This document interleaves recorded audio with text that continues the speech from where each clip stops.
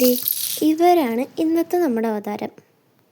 ഇന്ന് നമ്മൾ കുറച്ച് വെറൈറ്റി ആയിട്ടുള്ളൊരു ക്രാഫ്റ്റ് ചെയ്യാമെന്നും പറഞ്ഞാണ് തുടങ്ങിയത്.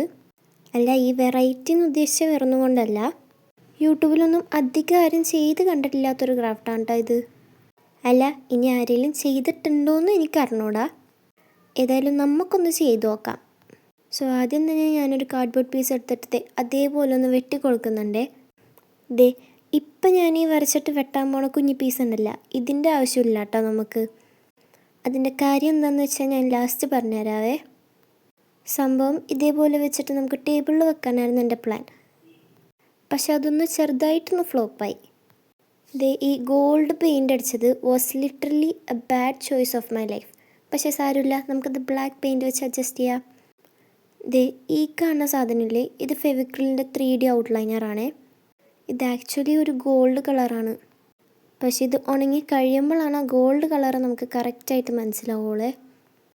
ഞാനിപ്പോൾ ഈ കാർഡ്ബോർഡിൻ്റെ എഡ്ജസ് എല്ലാം ഇതേപോലെ ജസ്റ്റ് ഒന്ന് ഔട്ട്ലൈൻ ചെയ്ത് കൊടുത്തിട്ടുണ്ടായിരുന്നേ.